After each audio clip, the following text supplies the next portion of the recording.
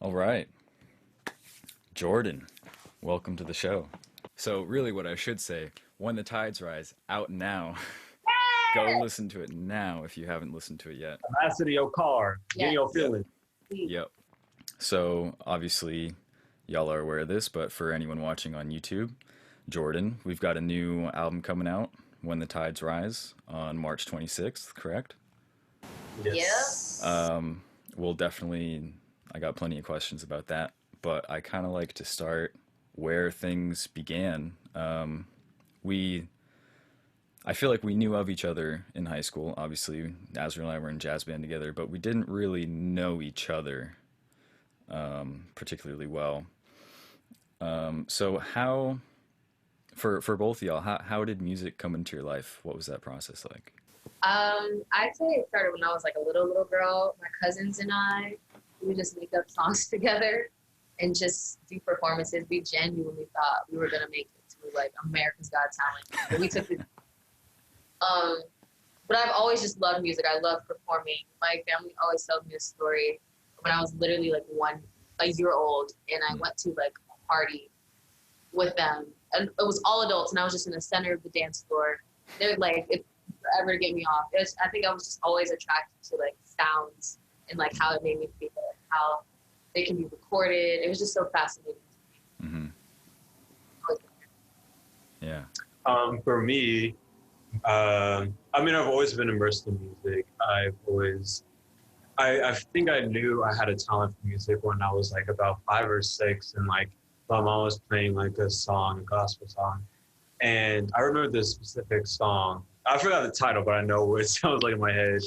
And like, there's a little guitar part in it, and like nobody else in my family heard it. And I was like, I kept singing. They're like, "Why do you keep singing that like over the song?" I'm like, "You don't hear it." Mm-hmm. And then like after that, my parents heard it, and they're like, "Okay, definitely something there." Then my mom was like, "Okay, let's get you in some like lessons."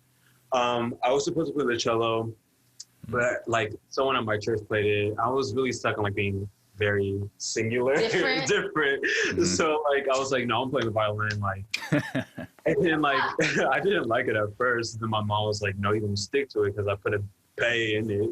Right. So I like continued, and like that just increased over time. And then I got into composing at the age of 12, and I made my first composition. I think it was titled Ocean, which is crazy because like literally water is the theme of this project.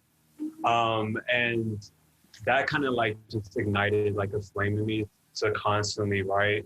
And I always wanted to have a band. So like that's where Colors was created. Mm-hmm.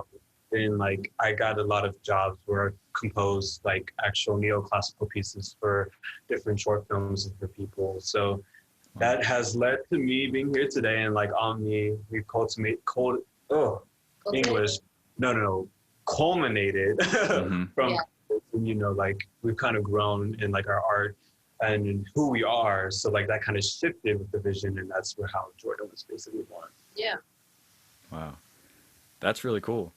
Yeah, you can really feel that in the music, because there's some songs where there is kind of that sort of traditional song structure, but a lot of it really does feel like a composition where there's something deeply personal, where it doesn't matter if there's an intro, a verse, and a chorus. It's more about this is the direction where the music needs to go. You know? Right. That's really interesting. So how long have you been playing violin then? How old am I? I'm sorry, who this here? What's like a grandpa? Like what? Oh. For 13 years this year. 13 years. Wow. Yeah, started playing the violin when I was 7, so it'll be 13 years. Nice. Wow. And so, Ami, obviously you are an amazing singer. Have there been any instruments in your life, or has it always been vocals for you?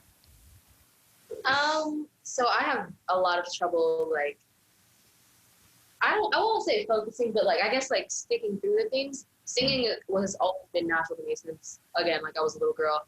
I've tried to play guitar. I have a keyboard. I have a bass.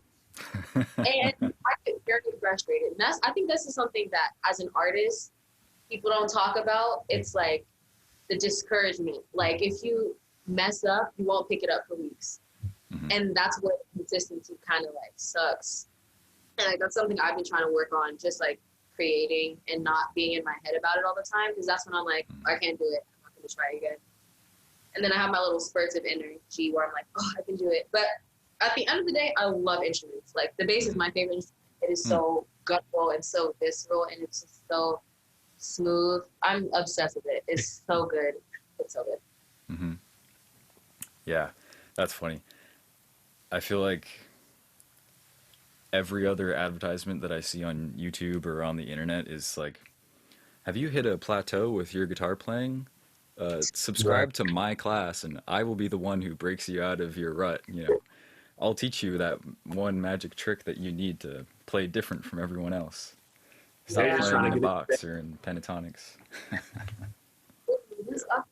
I mean, I get caught slipping with those too. I'm like, this is time. I'm finally gonna do it. Mm-hmm. I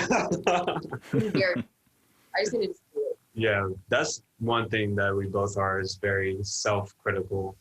Literally, we go back and forth like, I suck, and I'm like, no, you don't suck. And then I'll be like, I suck. And then she'll be like, no, you don't suck. And it's like constantly something that we juggle with our craft. Yeah. Mm-hmm. Yeah. So yeah. Yeah, I think that's a really important, I don't know if skill is the right word, but it kind of almost is a skill to be able to criticize what it is that you're doing and move forward with it. I remember being in the studio with y'all when you were recording, I forget if it was Colors or if it was, I'm blanking on the name, but the EP that we did together, Journal Entry #1. Yeah. Oh, yeah. I remember recording with Henry, and you guys would be laughing. You're like, that sucks. That was bad.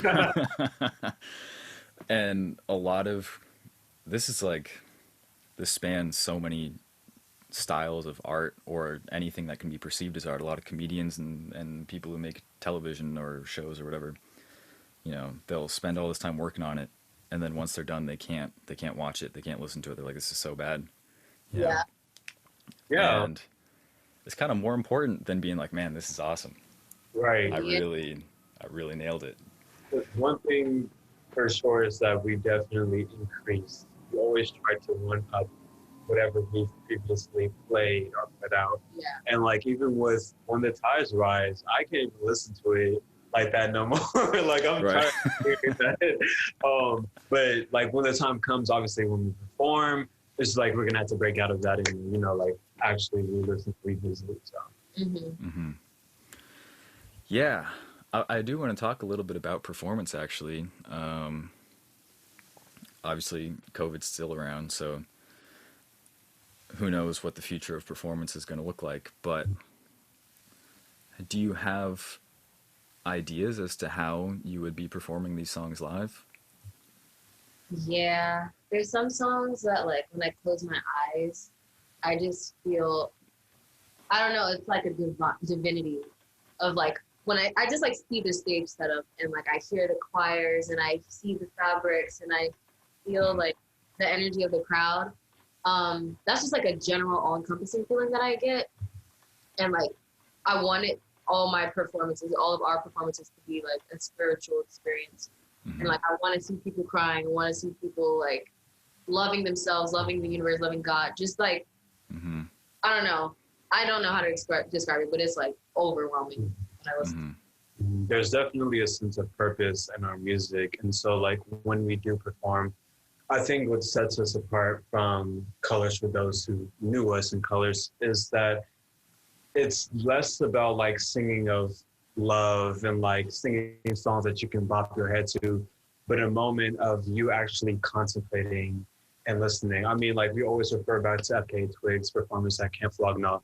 How, like, I always bring this up with everyone. They're probably tired of me talking about it. There's, like, it was a stillness, it was quiet. And, like, with her most recent project, it was basically about the divine femininity and also, like, how just, like, women are looked upon in society and also just, like, at, like, herself. Mm-hmm. And so there's, like, a sense of that emotion displayed in, like, from sword fighting to pole dancing to just literally, like, just walking across the stage with the visuals and the sounds and the lights. Like people were there to listen to like someone who performed after, I forgot who it was. Brockhampton or something. Yeah, They were trying to get lit, and that's cool. Right, but they were like, who is this person? Like they were Yeah. even like totally like in a trance, right? And so like after that, I kind of was just like, yeah, like this is definitely like what we're supposed to do, because they're both people who make you like think. Although, you know, we like to get turned, it's like weird for us to like look into ourselves and like say, okay, how can I become a better person? What have I faced in the past, and how has it like affected where I'm going in the future? Absolutely. Yeah, that comes through in the music for sure. The first time I was listening to it, I think I was in tears by the time. Well, right off the bat with Anchors, I was like, oh, this isn't just an album. We're delving deep into a real experience here.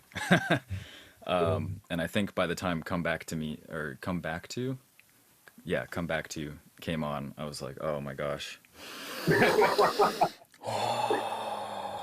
Yeah.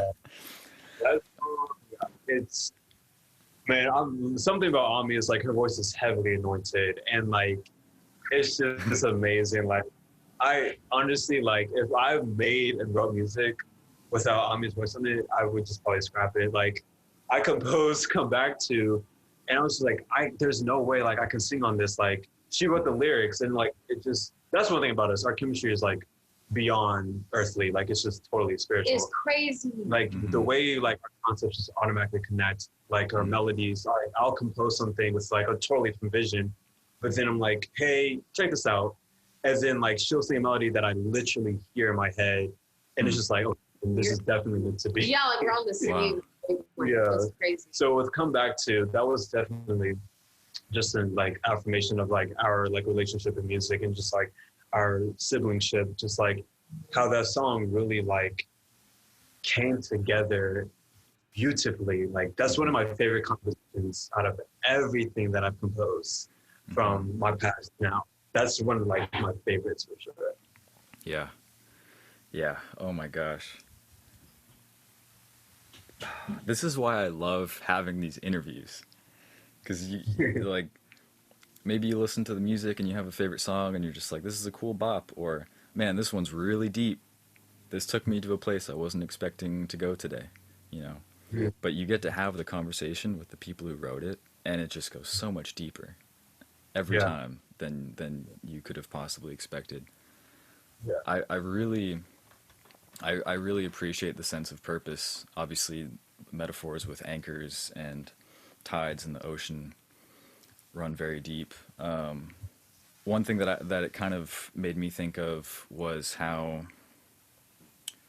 a lot of the tracks on here, as you said, are very deeply personal, spiritual, emotional.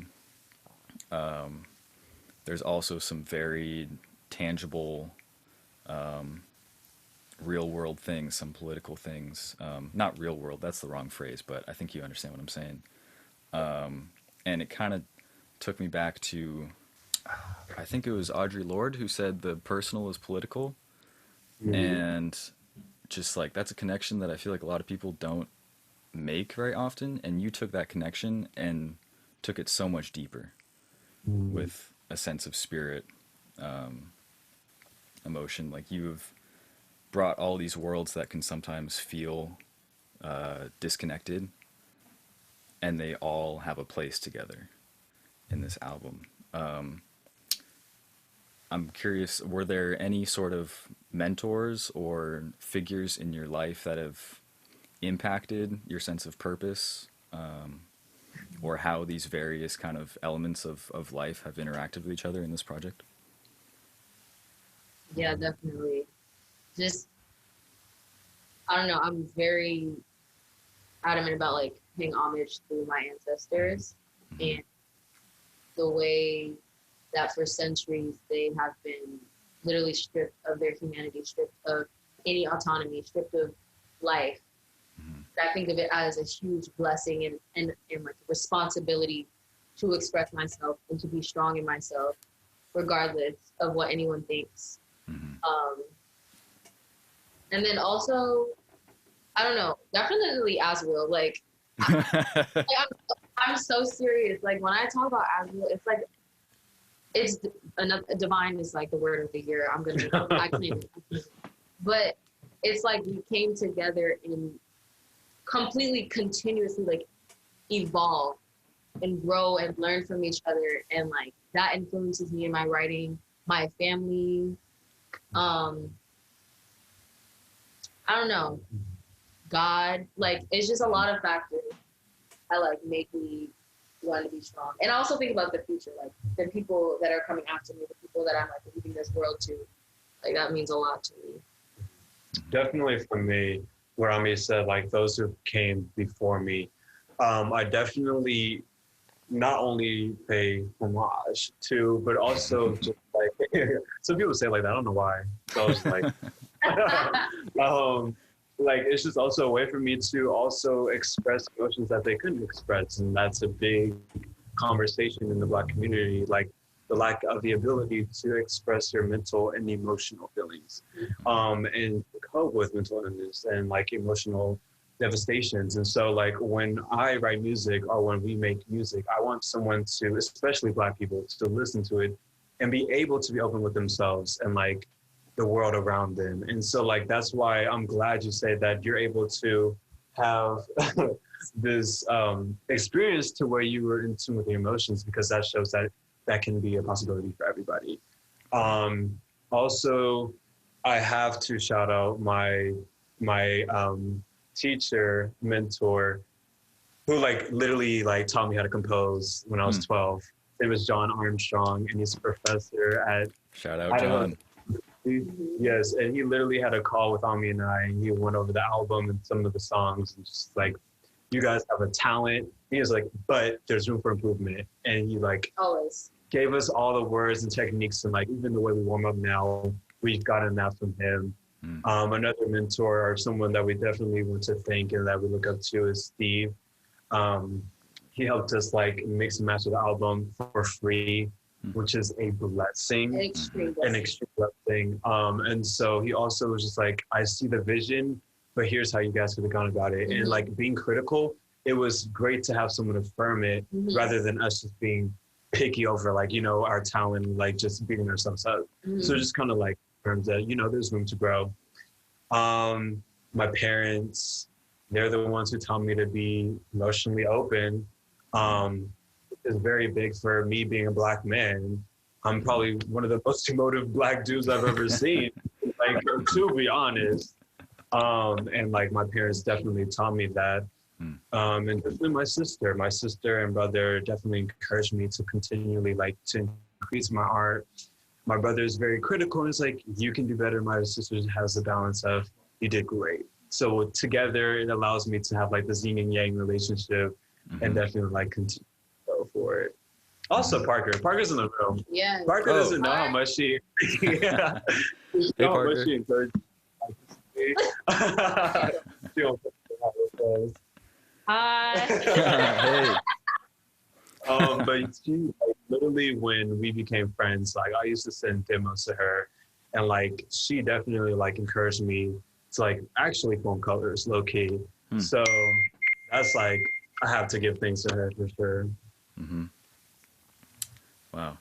Yeah, that's it's really crucial to have that yin and yang relationship of support but also constructive criticism, because it can be hard. Like it's definitely good to be critical of each other, but sometimes you don't know, like you know that there's something else out there where you're gonna end up, but you don't actually know what that place is or how to get there.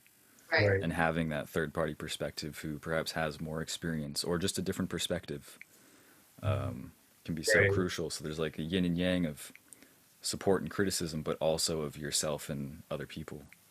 Yeah. Also, Henry. Oh. We couldn't have done this without Henry, literally. So we have to make that clear. I got some questions about Henry.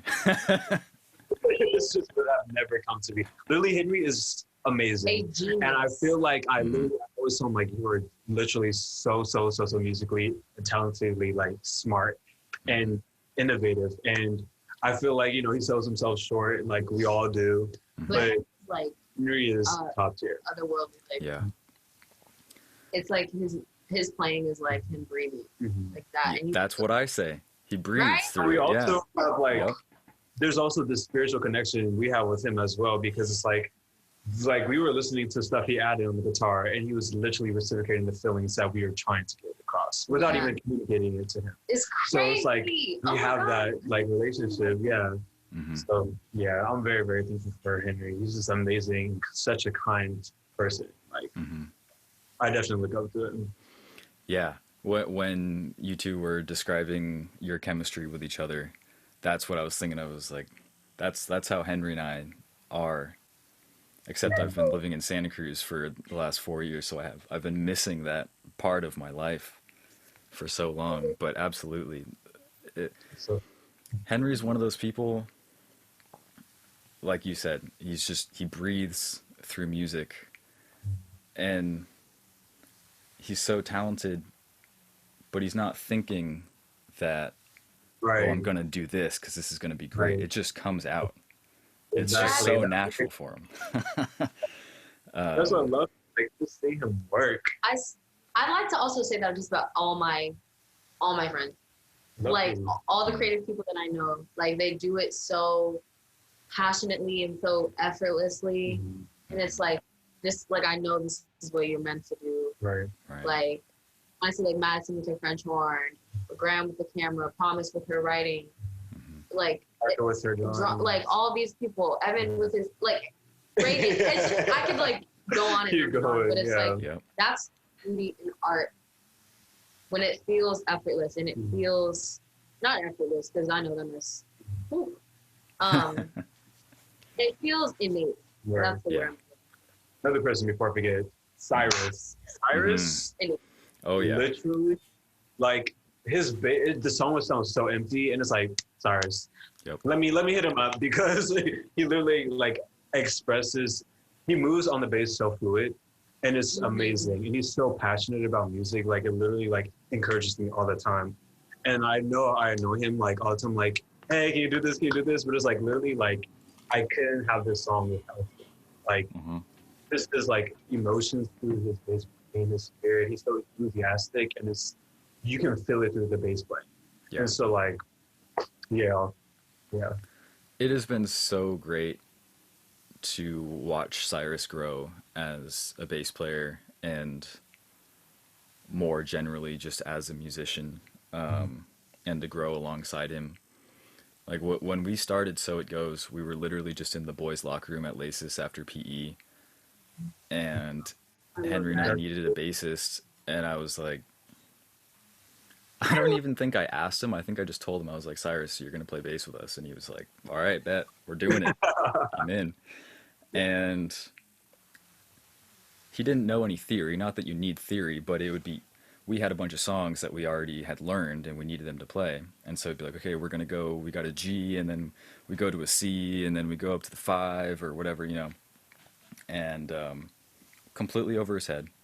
But none of that mattered, because the energy that he brought with him, there's the stereotype of like when you're on stage, everyone can hear the bass. The guitar player can mess up and no one cares. Right. But the bass has to be tight with the drums and play the right notes, because everyone will know if they mess up. Doesn't matter with Cyrus. Cyrus is the energy in the band. His strap is breaking. He's like flailing on the floor. If he wasn't doing that, Right. If he wasn't doing that, it wouldn't be the same show. Sorry, what? Right. I was like, do you remember the talent show and you guys won? And like literally Cyrus's energy brought, like, literally, like, my parents were like, that's why they won. Yeah. Because he was like feeling the music and like throwing his head. I was like, you better do it, black man, rocking out to music. Like, like, yeah.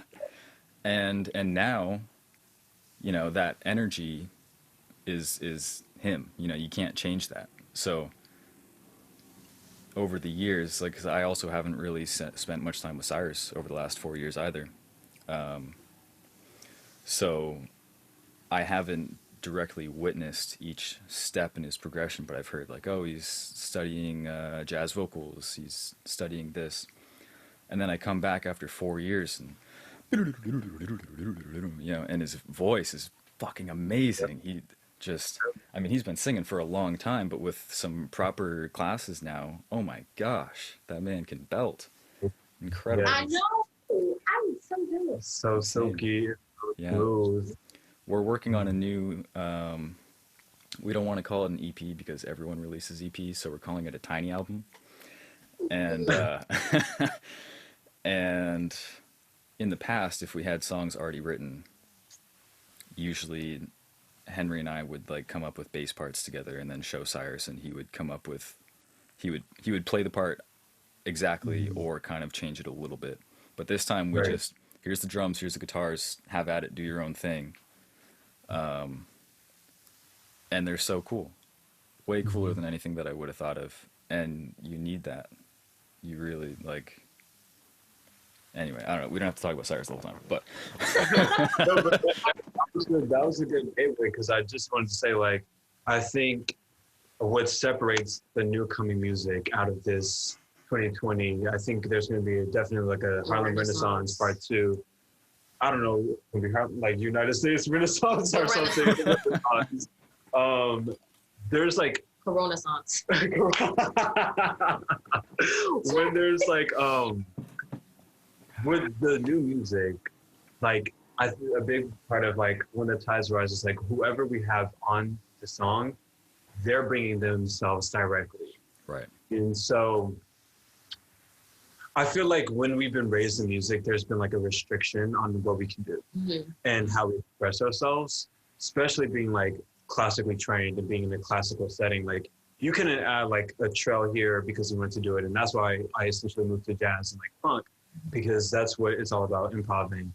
And so with this project, it was like, I definitely was like, Henry, can you add yourself to it? Like, I need some of your flair to it. Or Cyrus at this, or some of the features we had, like, don't refer to us, make your own melodies, make your own riffs, do everything you want to do.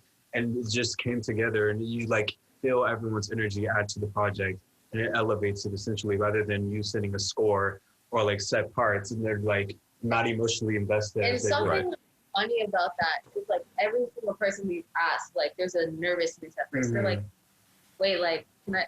I'm like, you're an artist, do you think? Exactly. Yeah. Like, it's like an ongoing theme with like amongst everyone. It's like, wait, so I don't know, like so I love seeing that like breakthrough process of like, oh, I can do this. I can't just do what I want to do. This is me. Right. Oh my gosh. Yeah. So speaking of Henry and Cyrus, well, actually, I guess speaking of Henry, really, we got to talk about Bullets. Because when Bullets came on, I was thinking, you know, like Azrael and Ami, they got friends. They know people who play instruments. There could be anyone playing these guitar parts or keyboard parts or whatever. But this is Henry. I know the sound of Henry's fingers on an acoustic guitar. There's no mistaking that this is Henry. Right. What was the process like for writing Bullets? Go talk. No, you're not. I feel like I'm talking to you. See, that's an example of us. Like literally. Wait, the thing is, I feel like Bullets is an example of like, that's that sheer spiritual thing, because Bullets wasn't even supposed to be on this. At all. I literally wrote it randomly one day, and I sang recording in the bathroom on voice memo, and I sent Azrael. He was like, "Oh, yeah." I was like, "Oh, okay." I was just playing. You know? And that's actually a prime example, because I wrote a track, I composed something, and I wanted to like just have instrumentals throughout the album. So initially, this was supposed to be like an instrumental song, just like a breather in between songs. But now we're not giving y'all a chance to breathe, unfortunately. And so basically, like, I heard a part, and I just like played the guitar chords, and I was like, this is definitely an emotional song, and I was gonna like bring it in with my violin, which would have been rocker. I should have done like two versions. Yeah. And so like, but then like obviously that recording in the bathroom, and I was like, first of all, like I teared up when I was listening to it. This is like a heavy song, and so like I literally hear the chords, and so like I was like, okay, since there's just like I like this, we played it in the room at Purdue. And then Henry played it, and we leave him to it. We come back, all these levels, and it was like, you just elevated the piece altogether. Yeah. I'll never understand that, man. Like, on our brain, exactly. Like, taking notes. Exactly. Like, got it. Right. And then he just does it, and then it's just. I wouldn't want to do music with anybody else. Like, I have to have Henry part of like our music journey, like, because it's just like the way that he communicates stuff. Like when Steve was mixing the album, he was like, the guitars are perfect. Like there's nothing that I can really fix with the guitars or edit, because they're all executed perfectly on tempo, like sounds. Even if there might be a mishap, it's like, it sounds like it's purposeful. So it's like, you can't really change anything. Mm-hmm. Yeah. Oh my gosh. I've had that part. Dun, dun, dun, dun, boom. Stuck in my head since the first time that I listened to it, whenever that was. I forget what day that was, but such an infectious line there, and the harmonies too. Yes. Like there's the main part, because at first it's simple and he's just playing that hook. Mm-hmm. But then as the song progresses, there's more harmonies and layers in there moving under, and to try to eliminate the hook from what you're hearing and just listen to the movement underneath. So many cool things going on under the hood. Yeah. And it matches perfectly with Ami's vocals, because initially I think we were supposed to have you do layered vocals, right? And you're going to have other vocals. Yeah, it was going to be like a lot. Yeah. Our brains going about like 30 miles an hour. And then we were just like, no, we're just going to do one track. One take, all that. Very intimate, tell a story, and then Henry add the levels with the harmonies, and I think it sounded good. Mm-hmm. Also insane how though I came up with the melody completely separate of the instrumentals, they ended up being like perfect. Like coordinated. Yeah, it was so weird. It was. Yeah. Mm-hmm. Let's see. This is a good sign. We've gone this long, and I'm only looking at my notebook right now. This is good. Let's talk. I guess we've been talking about the album, but let's keep talking about the album. Obviously, the name right off the bat, when the tides rise. We've got song titles like, scrolling through the lyrics, waves, cycles, anchors. Right? We have metaphors. It's a very metaphoric album. I think through the bits of dialogue, that's another tangent. One of the things that I like, as you said, you were considering having little instrumental sections where you can breathe. That's kind of what the anchors serve for. Right. Except it's dialogue, but it fills a similar purpose, almost even more so. So the metaphor with the anchors is pretty clear throughout. But what were some of the things that the waves and the tides meant for you going into this? Just essentially a lot of things were happening. COVID, just, Black people being slaughtered in the streets, the protests, everything. The presidency, it was just a lot of compounding things happening. And also we were just in the midst of our own self-discovery, and a bunch of traumas just came up, and it was a lot. And we just needed a space to process this, because we couldn't necessarily go outside and hug our friends and, kiki or whatever. It's like we have to do some of these things alone. Right. So I feel like those are some of the tides. Yeah, this is definitely a quarantine project for sure. Because while we were facing all of these tribulations and trials, we were also in isolation, which provoked thought and provoked us to be connected with ourselves, and also just exploring our past, our present, and our future. Mm-hmm. And so literally, I think I just remember a specific moment. Oh, I should just let on my shoulder. A specific. I just realized. My shoulder's definitely right here now. Anyways, there was a moment where after Ahmaud Arbery died, it was just Ami and I literally couldn't do anything. And we were communicating, and I was in a constant writing like state. Like I was constantly writing, and like with Breonna Taylor, like I wrote. I can't even listen to that own song anymore. It's literally I know where the emotions came from, but it just like that song really takes me to a place. And we were just constantly writing stuff, and it was like I had a moment when I was doing meditation and just like praying, and it was just like I heard a word just like healing, write something that made people heal, because I know I'm not going through this alone. I know Ami's not going through this alone because we're going through it together. So I really wanted to write something that brought hope and healing, but that was also realistic. And Ami reminded me, like, it's easy for you to say, like, you need to heal, you know, it gets better with time. Like toxic positivity. Right. But it's like, it doesn't always happen that way. And I think what starts that movement is being totally transparent. And raw. Yeah. And raw. And so when the tide rides, it's basically 2020. All of the things that occurred in 2020, when you felt the stress and like the angst and the emotions crawling up to your neck, you felt like you couldn't breathe. You needed your anchor to keep you grounded and to stationary and present. So writing all of the songs happened post the beginning of COVID. This was all 2020.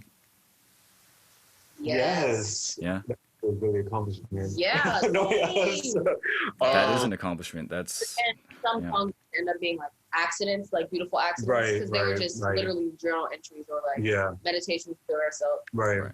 You were like, oh, that's kind of fire. Yeah. Literally, dude, like the whole album is basically us just communicating ourselves and like being real. I think the only song that doesn't directly connect to us is Evocation, but it has something to do with someone I know. And I wrote about the experience because it's very real, but also now it's relevant to us. So it's kind of like God was predicting, well, he knows the future, but like it was like he was giving us the thing to cope with later on. Because it was like, I don't really relate with this. I'm not with nobody. I'm single. Yeah. But it was like, here we are now. So it's kind of just like everything's intentional. That's something that we definitely learned. Everything's intentional and everything's planned. I definitely think, I know personally, going into 2020 and the person I am now, completely different. Yeah. And I feel like you can see that with When the Tides Rise, or like hear it. Because if you listen to Colors, or like if you listen even to journal entry number 1, there's a different thought process and emotion that's being provoked. Yeah. Something that we like also have to work through, just because we're newer artists, we're trying to focus on like the logistics and like we need to put this out fast, we need to have this and that. But like this project was supposed to drop in November. That's not how. Yep. Like, because we were just like thinking about strategy, but we're like, okay, but that's not the important thing. Like, people are not going to hear strategy in the music all the time. It's like, what are you like portraying? So, I think another thing that was like difficult was because we were repeating the recording process over and over again. That like some of the emotion was like getting even tougher to handle. So you could feel that. It's just like we're exhausted, but we're also still feeling these things. So I feel like this really felt like therapy in a way, like we're working with. And it really definitely forced both of us to go into thoughts and trauma that we didn't really face, you know, head on. And I think the writing this project definitely helped us cope with things in the past. I know for me, for sure. That's really what balance is about. Cycles and balance. Actually, all the songs. Specifically, like Ways, Cycle, and Balance is literally about like a specific event like that has to do with me that I didn't really face head on until. Yeah. Oh my, 2020 was a crazy fucking year. I really appreciate the sense of purpose and ancestry and just the history of colonization, Black people in this country, and how this is like a healing moment for you two And for as much of the Black community that listens to this, and it's something that like more white people should listen to, myself included. Like I listen to this, and it's still a deeply emotional and intense spiritual journey for me, even without those same connections, because that whole experience of life is so real. And people, men in general, like you said earlier, Azrael, you know, like emotion is a thing that we're not taught to express. You are very emotive. I try my best to be emotive. And it's, you know, wherever you come from, there's so much to reflect on that has happened this year, and we have all been alone for the most part. I've been in this box the whole year. Right. There's just so much purpose and intent behind this project. I really appreciate that. Y'all have really gone above and beyond. I would like to say, Yeah. I think you clarify this. Yeah. The spirit is universal. Yeah. I believe like it's for everyone. I think especially like, I know this project, I definitely want a lot of people to listen to it. I just want everyone to listen to it because this music is for everyone. God is for everyone. And so like when we act under that anointing, it's for everyone.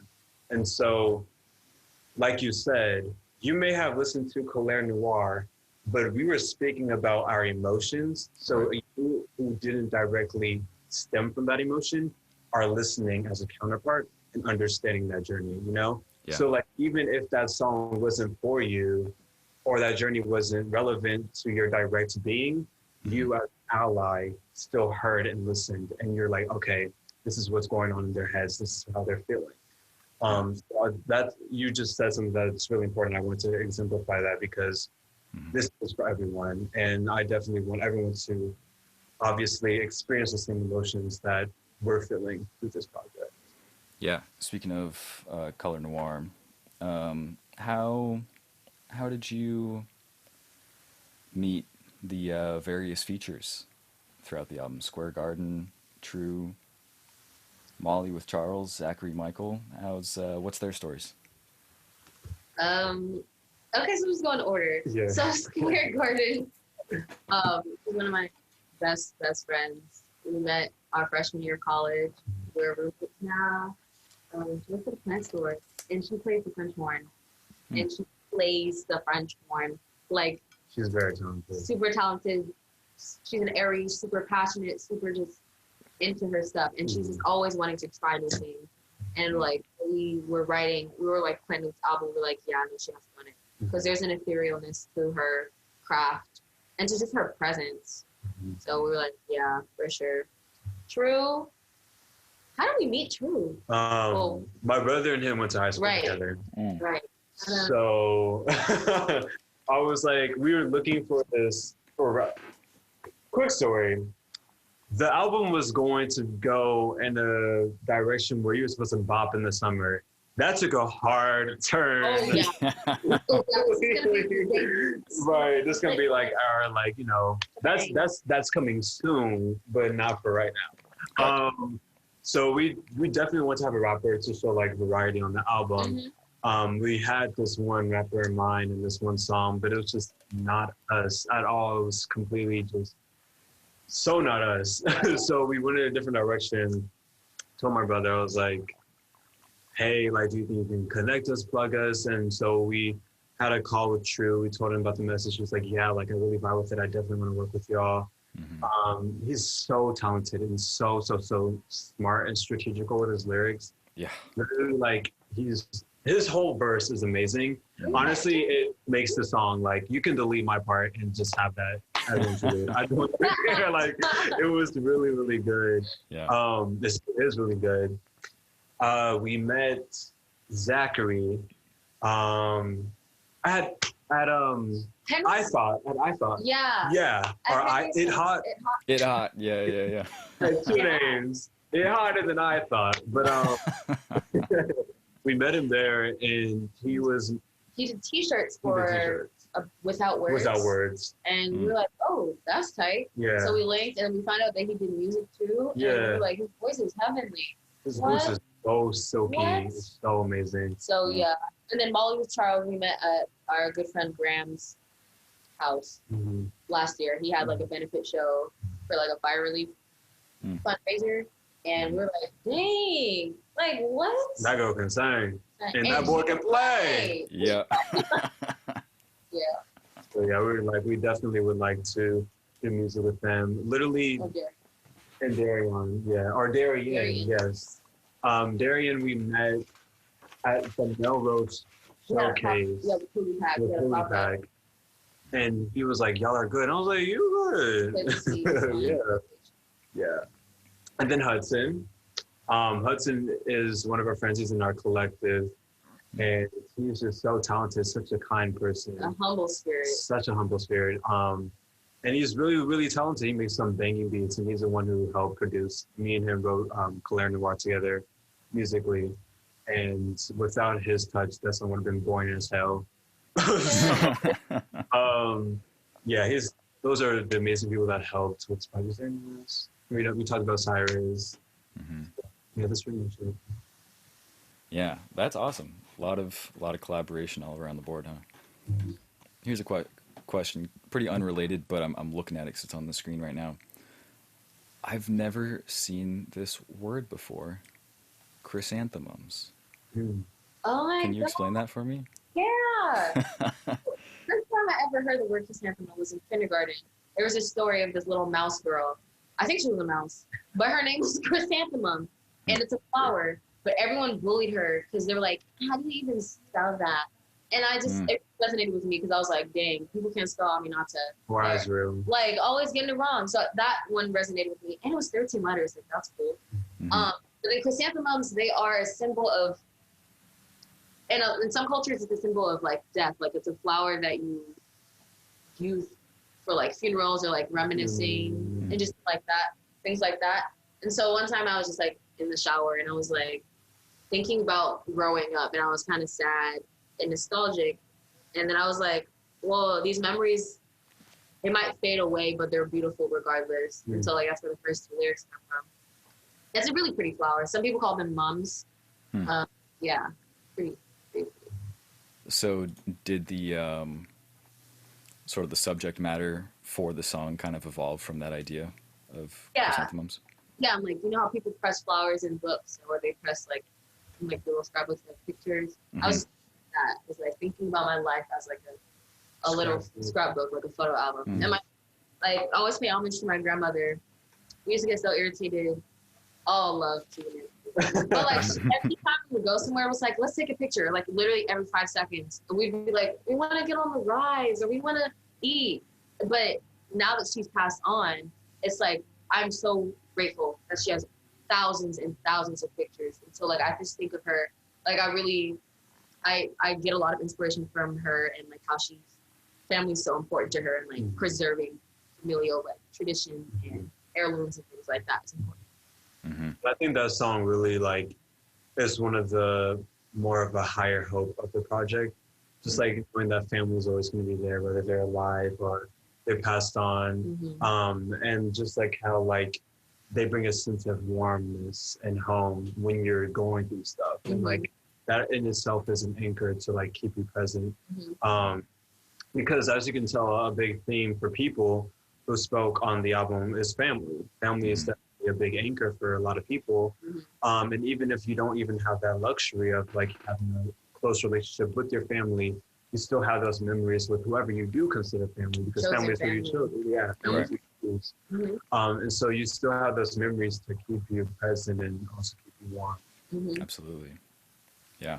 Well, so speaking of anchors, did I hear Solomon's voice in there as well? Yes. Yeah. Nice.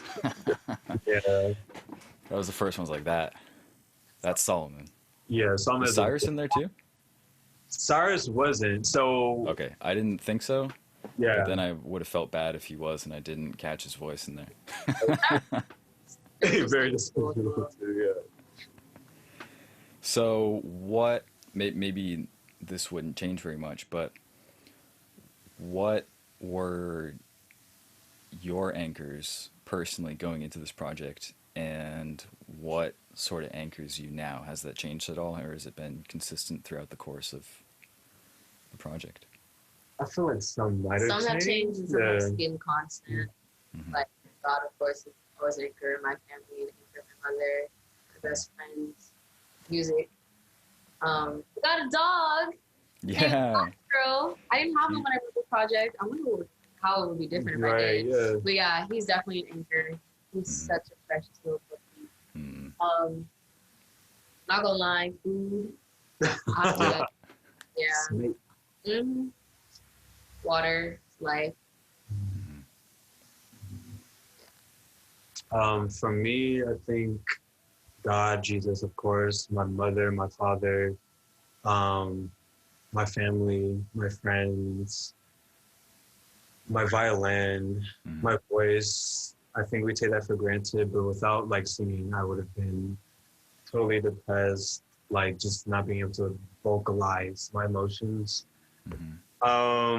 My plants, the routine of taking care of my plants is definitely anchor.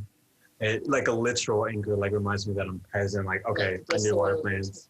Right. Yeah, me and Parker actually just talked about this on our podcast too. And then I think food. I cook a lot. Desserts is definitely like that process of prepping and cooking. I've seen y'all on Instagram on the stories. You've been cooking it good. What was one more? Laughter is an anchor for Laughter. Me. Always. Yeah. I think one that changed from last year. I had it in my head. I can't remember now, but there is definitely one that definitely changed. And sometimes I think what we didn't discuss so much in the album is sometimes your anchors can be unhealthy, and like they don't actually benefit you. They actually pull you way down into the heat of everything that's going on, rather than keep you stable and still. That's such a good fucking point. Yeah, like that's a strong point. Yeah. No, we might have actually talked about it, like, but not intentionally. But when, like, with a person, with people around you, you might think they might be your anchor, but indeed they just hold you back from growing. Yeah. And like with evocation, literally the lyrics, one of the lines is like, "There's no harvest found in this relationship." So like, it's time for us to sever the cord between us. So that's definitely something that's been happening. Like, you rely on someone, they're not really allowing you to grow. They're not benefiting you. They're not reciprocating the love and energy you're giving back. Therefore, they're a bad anchor. They're just pulling you deeper and deeper into mess. Bad habits, that's also another bad anchor that I definitely have been working on. And I'm proud to say that I'm definitely not acting in it anymore. And I'm proud of myself to say that, because it definitely stemmed from trauma and other things. So it's like realizing that and being able to be like, this is not something that's grounding me. It's only holding me back from getting closer to God, getting closer to my higher self, growing as a person. It's definitely a real thing. So yeah. Yes. So kind of continuing with that idea of things that have progressed throughout the process of this project, have there been any lessons that you've learned over the course of this project, or any ways in which perspectives have shifted, things of that nature? That word perspective is so tricky. Oh, perspective. There used to be a color song and we scrapped it. It was horrible. Yeah. Yeah. But A song called Perspectives? yes, but it was so anyways. I think one huge lesson that I learned is to trust in my intuition and trust myself. Because I know with trauma, or just like with life, you learn not to trust yourself, because it's like, if you're constantly in an environment where, you know, it's fight or flight, you can't tell if it's you that's making like this situation turn out that way. So it's just like, dang, I'm not gonna trust myself. I'm just gonna be obsessed with what everyone else thinks, but I just have to really listen. Listen to that. Yeah, because a lot happened. Yeah, no, Ami is very spiritually connected and has definitely seen things before they've happened. So like, I think like her learning that lesson helped me learn a lesson of trusting myself as well and listening to what God is telling me, and just like really saying what's on my mind. I think I care so much about people's emotions that sometimes I can get in the way of me like actually telling the truth to them what I'm thinking. So I definitely learned that, just being more open and also just being realistic music wise, like trying to complete and write a whole project and execute it in the span of like 4 months is literally impossible. And it will come out really crappy. And when you rush, you can hear it. And literally, like, that's something we learned. I know, like, it's not really good. Hey, I mean, this is going to come out after the album's released. So hopefully you watch it after you listen to our music. But you can definitely hear that we have kind of rushed vocally with some of the songs, because it's like, okay, we got to get this done, we got to get this done. And it's good to have deadlines, but it's good to also, like, allow yourself to breathe. Trust the process. To trust the process, like, okay, let's revisit this next week where we, rejuvenated that emotion to sing well and execute it really well. Right. I think something we learned as well is just vocalizing ourselves to each other and our ideas. Yeah. I feel like one thing Ami and I do is like we really don't want to hurt each other. So we're just like, yeah, we'll do that. But then like later we're like, actually, let's. Yeah, and then it just blows up. So it's just because sometimes, like, as much as we love each other, we're scared of each other in a weird way. So it's like, no, like, we're a team. Right. So we literally have to learn how to be a team. We're still learning how to be a team, how to collaborate and really come into both of our sounds. That's been a huge lesson. And like, especially like the confidence aspect, because Asriel has had like classical training, like he knows theory, he knows these things. I didn't. And like, one thing I thank you for is like, he's taught me a lot of theory, and I'm also taking lessons from this wonderful mentor. Her name is Sarah Hayfolic, and she UCLA alum. Shout out Sarah. But I was always intimidated because I was like, oh, I don't know what a half step is, or I don't know how to, all that fancy stuff. But it's just like, so I never felt like I could like contribute anything, because it's like I'm just using weird language, like it's not applicable. But Asriel has taught me to like just speak. We'll figure it out. Like I need to stop being so in my head. And just like foster this relationship, because it's more than just work or business. It's like we're like siblings, and we're artists. So. I definitely want to refer to Come Back To, because literally a part of that writing process, it was both. That's what really like allowed us to break that barrier of like telling the truth to each other, because originally, like, since I composed it before I had like lyrics or vocals, I wrote a violin and orchestral, like even like we had a string quartet actually play on it originally. And it just clashed with her vision. And initially, like, I put a lot of work in it. It was pretty like, being open right now, it was very selfish of me, because it's like, no, I want to keep the strings. Like I did all this work, and it was like, okay, so as we get over it, like you get over it. And so like that was like definitely a strain. And I remember I was like, okay, we need to step outside, let's talk.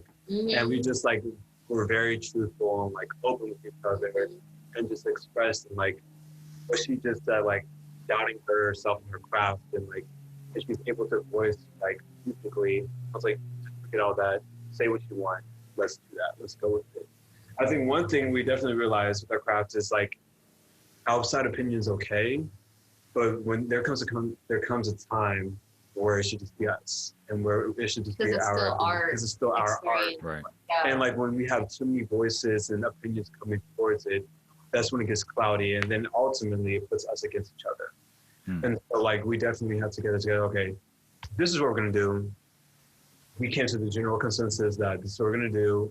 Thank you for your opinion. We love you guys to death, but this is our art. This is our take. This is our story. So that's interesting. I've had a similar progression with Cyrus and Henry since high school as well. A lot of the songs that we played, in high school, the first songs that we played in high school were all written by me entirely. Lyrics, melody, chords, bass, the drum groove. And then when Haki left the band, I had to play drums. And then Henry was singing and playing guitar, so then we were playing only Henry songs. Right. And Cyrus was just sort of along for the ride for the most part at that point. And so we spent probably 5 years completely disconnected from the original songs that I'd written. Come back from Santa Cruz, I'm hanging out with Henry and Cyrus at the McDonald's on the corner. Yeah. And I was like, man, I just listened to some of those old high school songs for the first time, and they're garbage. And Cyrus finally opened up to me for the first time, and he was like, yeah, honestly, like I kind of wanted to say that when we were learning the parts, but I was excited to finally play music with someone that it didn't really matter to me. Yeah. And now it's like, well, we got that out of the way. Like, we should just actually talk about how we feel about each part, you know, and actually work together. Yeah. So that's a really important thing, to be able to feel comfortable just voicing ideas and when something's not sitting well with you. Yeah. Yeah. Yeah. And like, not take it as like as an assault on your ego, because it's hard. Like I feel similarly. I'm not necessarily classically trained, but I will write a whole string part. I love doing that, even if I don't necessarily know what I'm doing. Mm-hmm. And I'll like how something sounds, and I'm like, Henry, it'd be really cool if you played this part while I'm playing this thing. right. But if he's like, Henry knows best. I mean, let's be honest. If he's like, no, that's no, we should do this instead. Like, that's a healthy interaction that needs to take place. And if you're too afraid to engage in that way, you're kind of both robbing each other Exactly. of a deeper experience. Exactly. Yeah. And I think that actually just builds a rift, and that could just into like falling out. Yeah. So And it all could have been. honestly, I feel like that's what happened with Colors. I'm not gonna lie. Yeah. I feel like that was a big part of it, communication. Yeah. I feel like people were just down for the ride, and I wanted so much for them to engage. Like I would love for them to like, you know, engage and tell me like How you how you like feel. add their own flair. Like, Yeah. and I didn't want to feel like forced. Right. Like we were forcing y'all to do this, like, because I've been in that position. So like, this is supposed to be fun. Obviously, this has a serious and organized tone because we're trying to do this. But I mean, we've learned, we've grown, we're here now, and I think everything happens for a reason, like I said, and I love all of them to death. So Truly. like, it's just like Journeys. Yeah. But it's Yeah. a Totally. Awesome. Well, we're coming up on 4:30. So perhaps I'll wrap up with a lighter question here that doesn't take 10 minutes. Did you have a favorite song from the album going into the project? And has that changed? Do you have a new favorite song? Or are you the type of people that are like, I don't do favorites? I definitely do favorites. Yeah. If I do work in it, yeah. Yeah. I'm a favorite. I feel like my favorite song has stayed the same. Mhm. It's Balance. Hmm. Oh my gosh. I'll literally find myself humming that before I go to sleep. I'm like, yeah, it's no good. I love that song. Very resonant. I think it's hard to choose a favorite because literally all of Ami songs I love so much. And we're not doing that thing like I love yours. I love yours. But like literally, Chrysanthemums is such a good song. Come Back To is such a good song. Mm-hmm. Literally, like Chrysanthemums is like it's such a good song. Like I love it. And Balance, I have to be truthful. I really do love Balance because it's like that's as open as I can get with my life and trauma, honestly. I mean, later on, I probably do a dissection of what the song is about and what it means. But I'm just proud of myself to be able to draw from that moment and that trauma to make something of hope, and literally allow God to use me with that piece of art. So, yeah. Those are my favorites. Yeah. I can't wait for this to finally be up on Spotify. I have all the tracks, you gave them to me, but they're not in a format where I can easily listen to them and just like go to Right. sleep listening to them. I'm excited. So cool. Well, let's go ahead and wrap up. It has been so awesome to talk to you two. When the Tides Rise, coming out on the 26th. What day is that? Let's see. Friday? Yeah. Is that this Friday?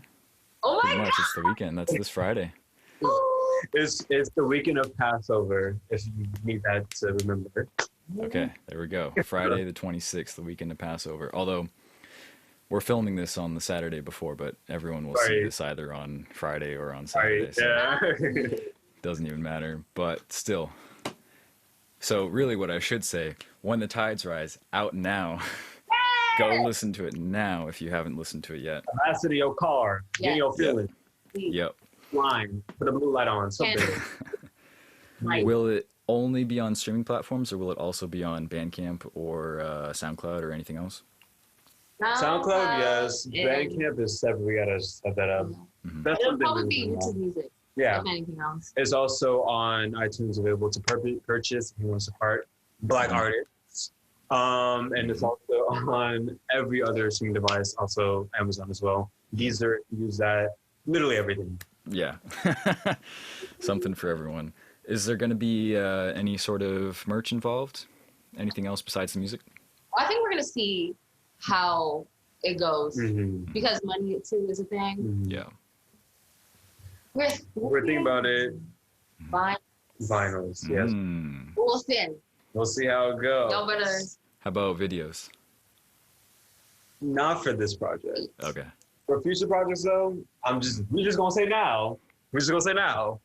In the next 4 to 5 months, be on the lookout, because we're about to culminate to a new era of Twitter. Time for the summer bops? Yeah. I'll be ready. I'll be waiting. Right on. Cool.